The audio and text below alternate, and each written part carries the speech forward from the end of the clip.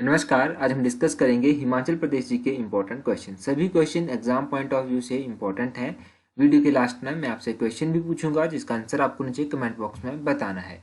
इस वीडियो का PDF file और अदर वीडियोस का पीडीएफ फाइल आपको हमारे टेलीग्राम चैनल पर मिल जाएगा। तो टेलीग्राम चैनल का लिंक नीचे डिस्क्रिप्शन बॉक्स में दिया गया है। आप टेलीग्राम चैनल ज्वाइन कर सकते हैं। टेलीग्राम के अलावा आप हमें इंस्टाग्राम और फेसबुक पर भी फॉलो कर सकते हैं। चलिए डिस्कस करते हैं आज की वीडियो का फर्स्ट क्वेश्चन। सबसे पहला क्वेश्चन जो हमारे पास है वो on which river stream Chamera lake. Chamera झील जो है वो किस नदी के ऊपर बनी हुई है। देखो, चमेरा झील की बात करें तो आपको पता है ये चंबा में स्थित है। अब कई बार यहाँ पर कंफ्यूजन बच्चों को हो जाता है कि ये कौन सी झील के ऊपर बनी होगी। तो चमेरा झील जो है वो बनी हुई है रावी नदी के ऊपर। ऑप्शन बी जो है वो सही आंसर है। अब यहाँ से मुझे आप बताइए कि चमेरा झील जो है वो कृत्रिम है या प्राकृतिक है। तो चमेरा झील जो है वो एक कृत्रिम झील है। ये डिस्ट्रिक्ट चंबा की कृत्रिम झील है और रावी नदी के पानी के ऊपर बनी हुई है। इंपॉर्टेंट क्वेश्चन है क्योंकि पहले ये एग्जाम में पूछा जा चुका है। इससे पहले हम किसके बारे में डिस्कस कर चुके हैं? लामा डल झील के बारे में डिस्कस कर चुके हैं। लामा डल झील 7 झीलों का समूह है। भरमौर उपमंडल में ये पड़ती है। अब देखो, अभी जो हम एक चीज डिस्कस करेंगे वो हम खजियार के बारे में डिस्कस कर लेते हैं। हिमाचल प्रदेश का स्विट्जरलैंड भी खजियार को कहा जाता है। खजियार को जो है यह नाम पी ब्लेजर के द्वारा दिया गया था। और कब दिया गया था? 7 जुलाई 1992 को। 7 जुलाई 1992 को ये नाम दिया गया था। और यह जो है विश्व का 160वां ऐसा स्थान है जिसे मिनी स्विट्जरलैंड कहा जाता है। यह स्विट्जरलैंड की राजधानी बर्न से जो है वो 6194 किलोमीटर दूर है। लास्ट टाइम ये क्वेश्चन वैसे एचएस में भी पूछा गया था। तो छोटा सा क्वेश्चन था एक। आई होप कि आप लोगों को समझ आया होगा। नेक्स्ट क्वेश्चन देखते हैं। नेक्स्ट क्वेश्चन क्या है? नेक्स्ट क्वेश्चन जो हमारे पास है वो काफ़ी इंपॉर्टेंट क्वेश्चन है। मोस्ट इंपॉर्टेंट मैं कहूँगा। What was the compliance percentage in Himachal Pradesh in 2013 when it was declared first smoke free state in India. 2013 में जब भारत को पहली धूम्रपान मुक्त राज्य घोषित किया गया था तब यहाँ पर जो अनुपालन प्रतिशत था वो कितना था? Compliance percentage. इंपॉर्टेंट क्वेश्चन है और एग्जाम में पूछा भी गया है और पूछा भी जा सकता है। मोस्ट इंपॉर्टेंट क्वेश्चन मैं फिर से कह रहा हूँ कि यह है। तो इस क्वेश्चन का ऑप्शन डी जो है वो सही आंसर है। 85.42%। 85.42% जो था वो अनुपालन प्रतिशत था उस टाइम जब हिमाचल प्रदेश को 2013 में भारत का पहला धूम्रपान मुक्त राज्य जो है वो घोषित किया गया है। अब आपसे कोई पूछ ले कि कब इसको पहला धूम्रपान राज्य मुक्त किया गया था, धूम्रपान मुक्त राज्य घोषित किया गया था, तो 2013 में जो था घोषित किया गया था। और ये सर्वे जो था ये किसके द्वारा, किसकी हेल्प के साथ कंडक्ट किया गया था? तो आईजीएमसी शिमला जो Indira Gandhi government medical college है उसकी सहायता से किया गया था and population research centre of Himachal Pradesh university. तो इन दोनों की सहायता से जो था इसको कंडक्ट किया गया था यहाँ पर। अब नेशनल टोबैको डे कब मनाया जाता है? नेशनल टोबैको डे जो है वो मई 31 को मनाया जाता है। कब? मई 31 को। ये भी आप याद रखिएगा कि नेशनल टोबैको डे कब मनाया जाता है। वैसे एग्जैक्टली इसको कहा जाता है वर्ल्ड नो टोबैको डे। मतलब वर्ल्ड नो टोबैको डे जो है वो मई 31 को मनाया जाता है। हिंदी में इसे कहते हैं विश्व तंबाकू निषेध दिवस। तो ये आप याद रखिए। चलते हैं हमारे नेक्स्ट क्वेश्चन की ओर, देखते हैं नेक्स्ट क्वेश्चन क्या है। नेक्स्ट क्वेश्चन है इन विच ईयर मणिमहेश यात्रा was given a state level status. तो मणिमहेश यात्रा को किस वर्ष राज्य स्तरीय दर्जा प्रदान किया गया? मणिमहेश यात्रा के बारे में कई बार डिस्कस कर चुके हैं। मणिमहेश यात्रा को जो राज्य स्तरीय दर्जा दिया गया था वो हमने काफ़ी टाइम से डिस्कस नहीं किया था। जब लास्ट टाइम जन्माष्टमी थी, पिछले साल जब जन्माष्टमी थी, तो उस टाइम हमने इस क्वेश्चन को डिस्कस किया था। उसके बाद क्वेश्चन रिपीट नहीं हुआ। तो ये जो मणिमहेश की पवित्र यात्रा है, इस यात्रा को 1983 में राज्य स्तरीय दर्जा जो है वो प्रदान किया गया था। मणिमहेश पहुंचने का जो मतलब सबसे आसान तरीका है, सबसे आसान रास्ता है, वो चंबा से होकर भरमौर से होकर है। ये आप याद रखिए। मणिमहेश यात्रा जो है वो कब शुरू होती है? तो मणिमहेश यात्रा जो है वो हर साल भादों के महीने में श्री कृष्ण जन्माष्टमी से शुरू होती है और राधा अष्टमी को ये समाप्त हो जाती है। आजकल ये सब न्यूज़ में चला हुआ है, तो आई होप कि आप लोग यहाँ से काफ़ी रिवाइज कर रहे होंगे। अब इम्पॉर्टेंट फेयर और फेस्टिवल एक बार रिवाइज कर लेते हैं। हमने काफ़ी टाइम से उनको रिवाइज नहीं किया है। और गाइज एक और रिक्वेस्ट है मेरी आपसे कि काफ़ी लोग जो है वो वीडियो देखते हैं पर चैनल को सब्सक्राइब नहीं करते हैं। चैनल को सब्सक्राइब किया कीजिए और वीडियो को शेयर जरूर किया कीजिए। काफ़ी योगदान आप लोगों का रहता है अगर आप लोग शेयर और सब्सक्राइब करते हैं, तो आई होप कि आप इस बात को समझेंगे। अब देखिए, जो शिवरात्रि मेला है वो फाल्गुन के महीने में शुरू होता है। सैर यात्रा 1 को शुरू होती है। मणिमहेश यात्रा श्री कृष्ण जन्माष्टमी को शुरू होती है। 1983 में जो था मणिमहेश यात्रा को स्टेट लेवल स्टेटस जो था वो दिया गया था। मणिमहेश यात्रा राधा अष्टमी को समाप्त हो जाती है। फुल्लैच फेस्टिवल भादों और असौज के महीने में मनाया जाता है। लदराचा मेला किब्बर में लगता है जुलाई और अगस्त के महीने में। चैरवल फेस्टिवल भादों और असौज के महीने में लगता है। छतराली यात्रा अक्टूबर के महीने में शुरू होती है। मिंजर मेला second Sunday of Shravan month को शुरू होता है। Third Sunday of Shravan month को समाप्त हो जाता है। सूही मेला 15 ऑफ चैत को लगता है। 1 ऑफ बैसाख को समाप्त हो जाता है। रेणुका मेला जो है वो 10 डेज आफ्टर दिवाली लगता है और इस मेले को इंटरनेशनल फेयर 2011 में डिक्लेयर किया गया था। बरलाज फेस्टिवल सोलन बिलासपुर में लगता है दिवाली के 2 दिन बाद। पत्थर का खेल मेला हलोक धामी में लगता है दिवाली के 2 दिन बाद। बिशु बेशुआ बैसाखी सेलिब्रेट किए जाते हैं ज्येष्ठ के महीने में। काहिका मेला कुल्लू में लगता है। शोभी यात्रा श्री नैना देवी जी से संबंध रखती है और घंटाल फेस्टिवल लाहौल से संबंध रखता है।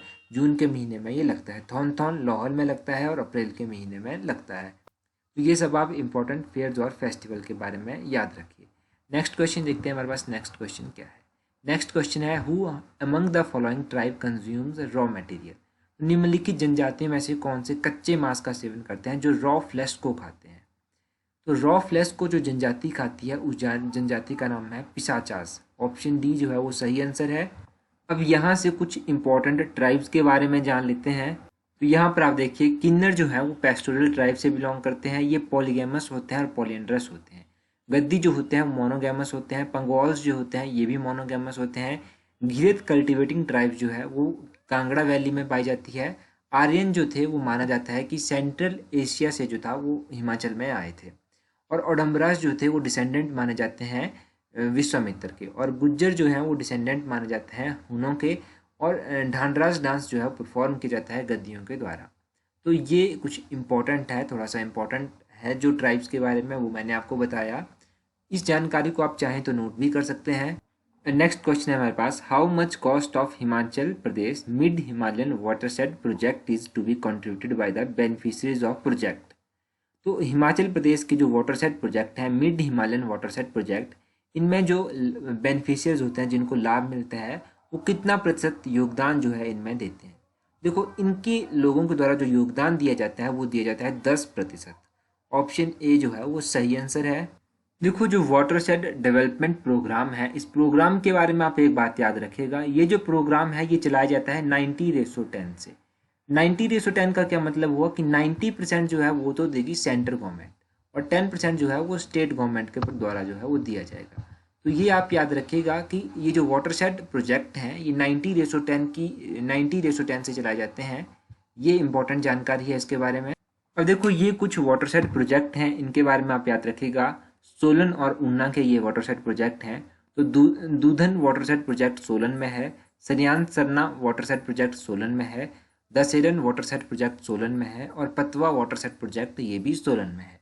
अब ऊना में जो वाटरशेड प्रोजेक्ट हैं वो कौन से हैं, वो हैं सिद्ध चालर वाटरशेड प्रोजेक्ट, जुबेहारा वाटरशेड प्रोजेक्ट, अम्बेडा धीरज वाटरशेड प्रोजेक्ट। देखो, ये जो वाटरशेड प्रोजेक्ट हैं, सोलन में 4 वाटरशेड प्रोजेक्ट हैं और ऊना में जो है वो 3 वाटरशेड प्रोजेक्ट हैं।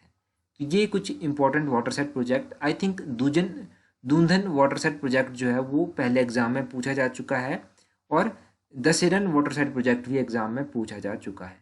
तो इन वाटरशेड प्रोजेक्ट के नाम आप याद रखिएगा। सिर्फ 7 ये वाटरशेड प्रोजेक्ट हैं, आपको ज़्यादा जानकारी याद रखने की ज़रूरत नहीं है। नेक्स्ट क्वेश्चन है, in the year 2019-20 the dual system of training has been started in how many ITIs।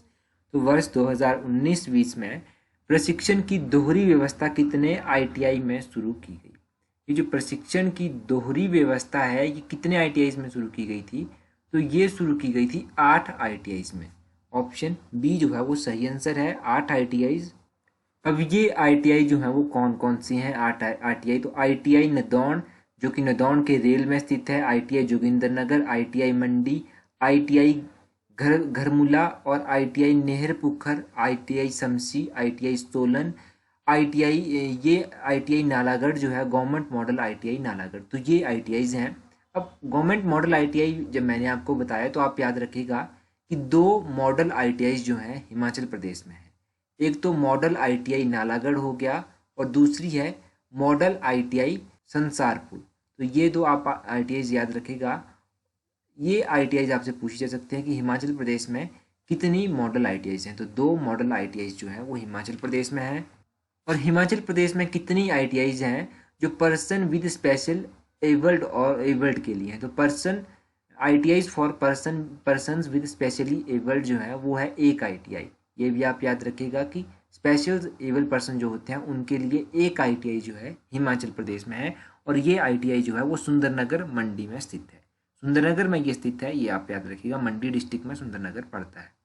थोड़ा सा आई होप कि ITIs के बारे में पता चल गया। Next question, which raja of Nurpur captured the Chamba princely state. तो नूरपुर के किस राजा ने चंबा रियासत पर कब्जा कर लिया था। नूरपुर के राजा जगत सिंह के द्वारा चंबा रियासत पर जो था वो कब्जा कर लिया गया था। ऑप्शन बी जो है वो सही आंसर है। अब नूरपुर की बात हुई है तो नूरपुर का प्राचीन नाम जो था वो धमेरी था, ये आपको बात पता चल गई। और नूरपुर की स्थापना 1000 ईस्वी में की गई थी, और किसके द्वारा की गई थी, तो जेठपाल के द्वारा नूरपुर की स्थापना जो थी वो की गई थी। उसके बाद हमने डिस्कस किया राजा जगत सिंह के बारे में। तो राजा जगत सिंह जो थे वो नूरपुर के एक इम्पॉर्टेंट राजा थे।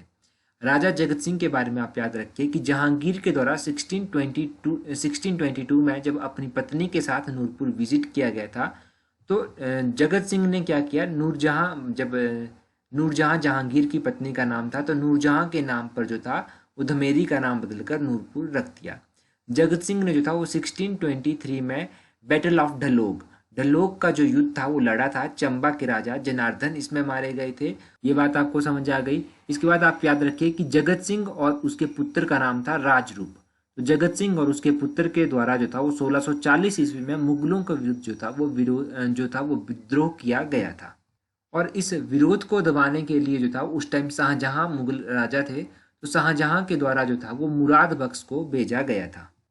और ये जो जगत सिंह थे ये नूरजहां जो कि जहांगीर की पत्नी थी उसको बेटी कहकर जो थे वो संबोधित करते थे। अगर कहीं एग्जाम में पूछ ले जाए कि नूरपुर के कौन से राजा नूरजहां को बेटी कहकर संबोधित करते थे, तो राजा जगत सिंह जो थे वो बेटी कहकर संबोधित करते थे। नेक्स्ट क्वेश्चन है, in which year present Himachal Vidhan Sabha building was established. तो प्रेजेंट टाइम में हिमाचल विधानसभा की जो बिल्डिंग है, ये बिल्डिंग कब कंस्ट्रक्ट की गई थी, कब ये बनी थी। तो ये बिल्डिंग जो थी वो 1925 में बनी थी। ऑप्शन सी जो है वो सही आंसर है, 1925। देखो वैसे कई जगह आपको 1923 1924 पढ़ने को भी मिलेगा, तो अगर 1923 1924 होगा तो ये भी सही आंसर है। यही सही आंसर है वैसे एग्जैक्टली 1923 1924। परंतु जो क्वेश्चन पहले एग्जाम में पूछा जा चुका है उसमें 1925 जो था वो ऑप्शन दिया गया था, ये ऑप्शन नहीं दिया गया था। अब इस बिल्डिंग की बात करें तो ये बिल्डिंग जो है यहाँ पर दो हाउस पहले होते थे। एक तो कैनेडी लॉज यहाँ पर होता था और दूसरा एलोवा कॉटेज जो था यहाँ पर होता था। अब प्रेजेंट टाइम में हिमाचल प्रदेश विधानसभा यहाँ पर है। हिमाचल प्रदेश विधानसभा का पहला सेशन यहाँ पर हुआ था 1 अक्टूबर 1963 को। 1 अक्टूबर 1963 को हिमाचल प्रदेश विधानसभा का पहला सेशन यहाँ पर कंडक्ट करवाया गया। अब बात करते हैं इंपॉर्टेंट बिल्डिंग्स की। देखो रॉटनी कैसल बिल्डिंग जो है 1838 में बनी थी। एओ ह्यूम के मन में यहाँ पर इंडियन नेशनल कांग्रेस की स्थापना का विचार आया था। गॉर्डन कैसल बिल्डिंग 1901 में बनी थी नियो गॉथिक आर्किटेक्ट स्टाइल में। Accountant general office present time में यहाँ पर स्थित है। पोस्ट ऑफिस बिल्डिंग शिमला की जो पोस्ट ऑफिस बिल्डिंग है वो 1882 में बनी थी। कॉनी कॉटेज इस बिल्डिंग का नाम है। राष्ट्रपति निवास रिट्रीट के नाम से जाना जाता है। 1853 में ये बना था। प्रेजेंटली जो कमांडर हाउस है आर्ट्रैक वो द रिट्रीट नामक बिल्डिंग में स्थित है। वाइस रेगल लॉजे जो है वो 1888 में बना था। टोडर आर्किटेक्ट स्टाइल में बना है। 1965 में डॉक्टर सर्वपल्ली राधाकृष्णन के द्वारा इसे Indian institute of advance study को हैंडओवर कर दिया गया था। पंजाब हाईकोर्ट पहले शिमला के पीटरऑफ में होता था। 1955 में इसे चंडीगढ़ ट्रांसफर किया गया। Himachal institute of public administration HIPA की स्थापना 1 जनवरी 1974 को हुई थी। इस बिल्डिंग का नाम फेयरलॉन्स बिल्डिंग है। इसको आर डिक्सन के द्वारा कंस्ट्रक्ट जो था वो किया गया था। ओक ओवर जो है हिमाचल प्रदेश के मुख्यमंत्री का ऑफिशियल रेजिडेंस है। इंपेरियल बैंक बिल्डिंग जो है शिमला इंडिया की वो डलजेल हाउस के नाम से जानी जाती थी। रविंद्रनाथ टैगोर जब शिमला आए थे तो वुडफील्ड बिल्डिंग में ठहरे थे। हिमाचल प्रदेश हाईकोर्ट की बिल्डिंग का नाम रेवेंसवुड बिल्डिंग है। ऑफिशियल रेजिडेंस जो हिमाचल प्रदेश के चीफ जस्टिस का है उसका नाम आर्म्सडेल है। लेबर ब्यूरो बिल्डिंग जो है उसको क्लेरमोंट बिल्डिंग के नाम से जाना जाता है। 1927-28 में इसकी कंस्ट्रक्शन हुई थी। एरविन इरविन के द्वारा जो था वो टाउन हॉल बिल्डिंग कंस्ट्रक्ट की गई थी। Barnes court new टॉडर architect style में 1832 में बना था। प्रेजेंट टाइम में यहाँ पर जो है वो राजभवन स्थित है। रेलवे बोर्ड बिल्डिंग जो है वो हेरिटेज हाउस और लो विले हाउस में स्थित है। प्रेजेंट टाइम में जो सेक्रेटरीट है उसको एलर्जाइल बिल्डिंग के नाम से भी जाना जाता था। वाइल्ड फ्लावर हॉल जो है वो लॉर्ड किचनर का रेजिडेंस रह चुका है। यूएस क्लब शिमला जो है वो रेजिडेंस रह चुका है सर जेरेमिया बेरियाट का। गेटी थिएटर शिमला जो है वो 1882 में नियो गॉथिक स्टाइल में बना था। तो ये आप इंपॉर्टेंट बिल्डिंग्स के बारे में याद रखिए। ये बिल्डिंग्स हैं कुछ हिमाचल प्रदेश की। नेक्स्ट क्वेश्चन देखते हैं। नेक्स्ट क्वेश्चन है Dujjam movement was took place in. Dujjam आंदोलन कब हुआ था? तो दुज्जम आंदोलन जो था वो 1906 में हुआ था। ऑप्शन सी सही आंसर है। और कौन सी रियासत में ये हुआ था? तो बुसहर रियासत, रामपुर बुसहर रियासत में जो था ये आंदोलन हुआ था। तो ये आप दुज्जम आंदोलन के बारे में याद रखिए। इसके अलावा कुछ इंपॉर्टेंट आंदोलन है जिनको एक बार क्विकली रिवाइज कर लेते हैं। तो जो इंपॉर्टेंट आंदोलन है इनमें नालागढ़ आंदोलन आता है, ये 1877 में हुआ था। बागल विद्रोह 1905 में हुआ था। डोडरा वार 1906 में हुआ था। चंबा सेवक संघ की स्थापना 1936 में हुई थी। धामी प्रेम प्रचारिणी सभा की स्थापना 1937 में हुई। भागल प्रजामंडल 1938 में बना। कुनिहार प्रजामंडल 1939 में बना। ढांडरा आंदोलन 1930 में हुआ था। और एक आंदोलन हमने आज डिस्कस किया, दुज्जम आंदोलन। तो ये थोड़ी सी बेसिक सी जानकारी है आंदोलनों के बारे में, कई बार पूछ ली जाती है। नेक्स्ट क्वेश्चन काफ़ी इंपॉर्टेंट है। नेक्स्ट क्वेश्चन है hydrocotyle asiatica herbal plant found in Himachal Pradesh is recognised locally as. तो हिमाचल प्रदेश में पाए जाने वाला हाइड्रोकोटियल एशियाटिका हर्बल पौधे को स्थानीय रूप से पहचाना जाता है। तो स्थानीय रूप से इसको जो है वो कहा जाता है ब्रह्मी। ऑप्शन ए जो है वो सही आंसर है। ब्रह्मी इसको कहा जाता है। हाइड्रोकोटाइल एशियाटिका हर्बल प्लांट इसका नाम है। इसको ब्रह्मी कहा जाता है, ये आप याद रखिए। अब इससे पहले जो एचएएस में क्वेश्चन पूछा जा चुका है वो क्या था? वो क्वेश्चन था कि सिंगनी मिंगनी क्या है। तो सिंगनी मिंगनी जो है एक हर्बल मेडिसिन प्लांट है, ये भी आप याद रखिएगा। सिंगनी मिंगनी एक हर्बल मेडिसिन प्लांट है। ये क्वेश्चन भी एग्जाम में पूछा जा चुका है। तो दो क्वेश्चन जो था आपने यहाँ से रिवाइज कर लिए, जो किससे रिलेटेड थे, जो हर्बल प्लांट से रिलेटेड क्वेश्चन थे, इनके बारे में आपको पता चला। बाकी आप लोगों के लिए जो आज का क्वेश्चन है वो है the Renuka dam project has been constructed on which of the following river. तो रेणुका बांध परियोजना जो है वो निम्नलिखित में से किस नदी के ऊपर बनी हुई है? ये आपको 4 ऑप्शंस दी गई हैं। अपना आंसर कमेंट करके जरूर बताएं। So that's all for today. Thank you for watching the video.